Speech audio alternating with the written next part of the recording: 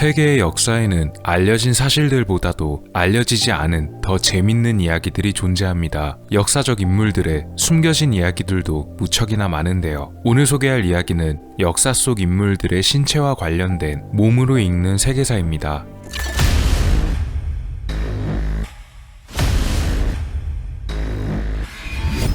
처음 소개할 이야기는 하트셉수트라는 파라오와 턱수염에 관한 이야기입니다. 하트셉수트는 원래는 섭정군주였습니다. 이전에 파라오였던 투트모세 2세의 후계자인 투트모세 3세가 너무나 어렸던 나머지 하트셉수트가 공동으로 파라오가 되었던 것인데요. 섭정군주이자 공동 파라오임에도 불구하고 여러가지 업적을 이뤄냈습니다. 특히 이집트 18번째 왕조 시절 가장 성공적이고 최대로 번영한 시기를 이룩했는데요. 당시 주변국이었던 누비아, 레반트 등과 무역에 힘써 많은 이익을 얻어내기도 했으며 다시금 오리엔트 지역 일대에 이집트의 위상을 드높이기도 했습니다. 하트셉수트 파라오가 통치하던 시대는 이집트 역사 전체를 통틀어 가장 길고 풍요로운 시기를 열었다고 평가받으며 성공적인 파라오들 중 한 명으로 꼽히고 있습니다. 그런데 이런 하트셉수트에 관해 의외의 사실이 드러나게 되었습니다. 바로 이 하트셉수트 파라오는 남자가 아니라 여성이라는 사실이었습니다.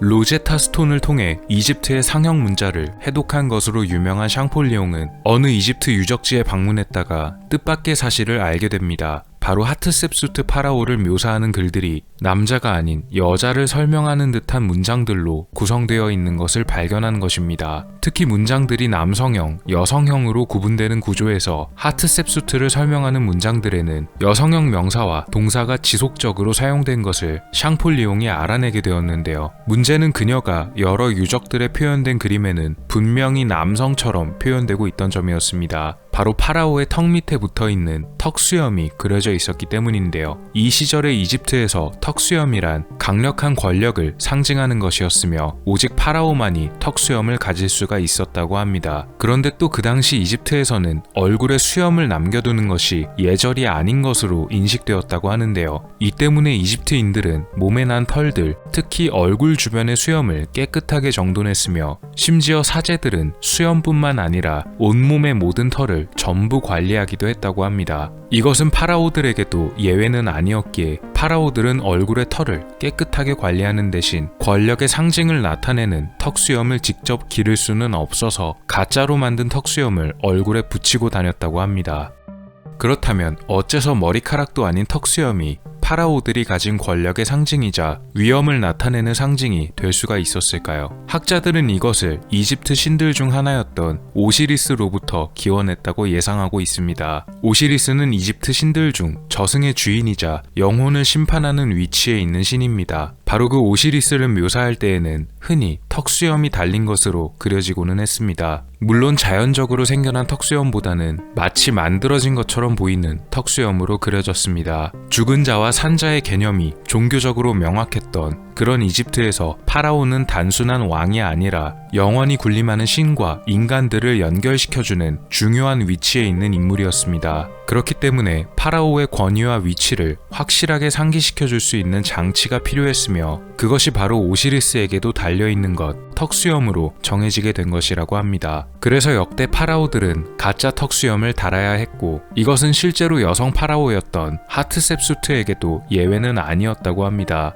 재위 당시 겨우 2살밖에 되지 않았던 투트모세 3세와 명분상 공동 파라오이자 섭정군주였지만 사실상 이집트를 혼자 다스린 여왕이나 마찬가지였고 얼마 후에 그녀는 단순히 공동군주가 아닌 유일한 파라오가 되길 원했습니다. 그러기 위해서는 사람들에게 정통성을 보여줘야 했습니다. 그 때문에 그녀는 성별적으로는 여자였지만 점차 남성적인 모습으로 묘사되기 시작했습니다. 초반에 하트셉수트를 묘사하던 조각상은 비교적 그녀가 여성이라는 것을 알 수 있게끔 어깨가 가녀린 모습을 묘사하거나 가슴의 형태를 그리는 등 신체적인 특징을 표현해서 만들어졌는데요. 이후부터는 어깨가 넓은 모습의 조각상이 만들어지며 턱수염이 붙어있는 모습으로 표현되었습니다. 또한 피부색 역시도 당시 남성들을 그릴 때 표현되던 햇볕에 그을린 듯한 색으로 그려졌습니다. 공식적인 석상에서는 남성으로서의 파라오로 행동했지만 사적인 부분에서는 여전히 여성으로 남아 있었으며, 이에 따라 공식적으로 그녀를 묘사하는 문서나 유적에도 조금씩 여성으로 표현되기도 했습니다. 그녀가 이집트에 세운 장례 신전 건물인 하트셉수트의 장제전은 그 특유의 아름다움으로 성소 중의 성소라는 수식어로 표현되기도 합니다. 비록 파라오의 권위를 상징하는 의미 때문에 가짜로 된 턱수염을 붙이고 활동해야 했지만, 그녀는 다른 파라오들보다도 많은 업적을 이뤘으며 앞서 말했듯 가장 성공적인 파라오 중 한 명으로 남아 있습니다.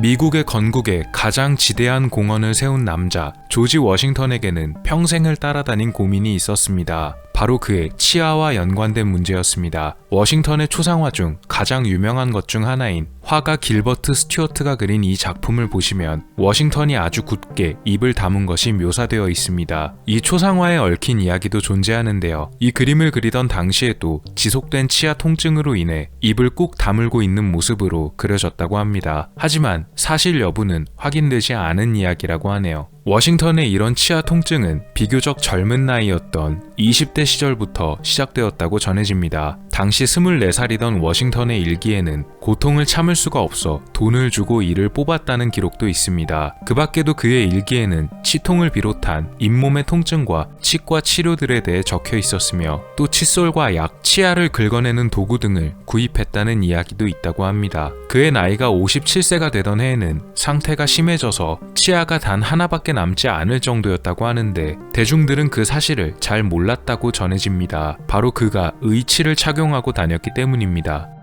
당시 대부분의 의치는 나무로 만들어졌었는데, 이 때문에 워싱턴이 착용하던 의치 역시도 나무로 만들어진 의치였다는 이야기가 전해지지만, 실제로 그의 의치는 나무로 만들어지지 않았고 생각보다 제작 기술이 꽤 발전해 있었기에 돈이 많은 사람들은 나무로 된 의치를 사용하지 않았다고 하네요. 워싱턴은 장군이자 정치인이었고 부유한 농장주 출신이었기에 돈이 충분했습니다. 그래서 그는 하마의 엄니를 조각해서 만든 판에 치아를 끼워 넣은 틀니를 사용했다고 전해집니다. 이 조각된 치아 일부는 말이나 당나귀의 이빨 같은 동물들의 이빨이 사용되기도 했지만, 주로 사용된 것은 진짜 사람의 치아였다고 합니다. 보통은 살아있는 사람의 치아를 쓰기 어려웠기에 숨진 사람의 치아를 뽑아서 사용하거나 혹은 범죄자들의 치아를 사용하기도 했다고 합니다. 그 예로 1800년대 프랑스에는 워털루 치아라는 이름의 의치들을 자주 볼 수가 있었다고 합니다. 이것은 바로 1815년 워털루 전쟁에서 전사한 군인들의 치아로 만들어진 의치가 유행했기 때문입니다. 하지만 가끔은 살아있는 사람들이 돈이 궁해서 생리를 뽑아서 돈을 받고 팔기도 했었다고 합니다. 유감스럽게도 조지 워싱턴의 의치 역시 이런 치아로 만들어졌을 가능성이 있다고도 합니다. 역사가들의 조사에 따르면 워싱턴 소유의 농장인 마운트 버논의 장부에는 이런 내용이 적혀 있었습니다. 자신의 농장에서 일하던 흑인들에게 돈을 주고 그들의 치아를 구매했다는 내용이었습니다. 워싱턴은 생전에 굉장히 인색했던 것으로 유명했습니다. 그는 자신의 농장에서 일하던 사람들에게서 보통 백인들에게 사들이는 치아의 가격보다도 약 3분의 1 정도 낮은 가격으로 치아를 구매했습니다. 그가 이렇게 구입한 치아를 가지고 의치를 제작했다는 공식적인 기록은 남아있지 않지만, 인색했던 그가 돈까지 지불하며 치아를 사들인 것은 아마도 분명한 이유가 있었을 것이라고 합니다. 비록 이런 의심이 남기는 하지만 조지 워싱턴은 자신의 농장인 마운트 버논에서 일하던 사람들을 자유의 몸으로 만들어주기도 했습니다.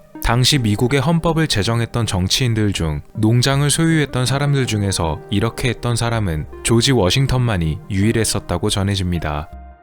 그의 치아에 관해 또 다른 이야기가 존재합니다. 비록 의도된 것은 아니었지만 치아 문제로 인해 전투에서 승리한 것이었는데요. 당시 미국에 주둔하고 있었던 영국의 군사령관 헨리 클린턴 장군은 미국군이 보내던 문서를 입수하게 되었습니다. 공교롭게도 이 문서 안에는 워싱턴의 편지도 있었고, 그 편지 안에는 워싱턴이 자신의 치과 의사에게 당분간 필라델피아는 갈 일이 없을 것 같으니 양치질 도구를 보내달라는 내용이 적혀 있었습니다. 헨리 장군은 이 편지의 내용을 보고 나서는 워싱턴의 군대가 다른 곳으로 움직이지 않을 것이라 판단하고 찰스 코널리스 장군이 요청했던 군부대를 따로 보강하지 않았다고 하는데요. 그러나 그의 예상과는 다르게 워싱턴의 군대는 프랑스 연합군과 합쳐서 전투를 벌일 예정이었고, 결국 영국군에 부대는 함락되고 말았습니다. 비록 의도된 결과는 아니었지만 치아 문제로 인해 우연히도 전투를 승리로 이끌게 되었던 조지 워싱턴과 그의 의치에 얽힌 이야기들이었습니다.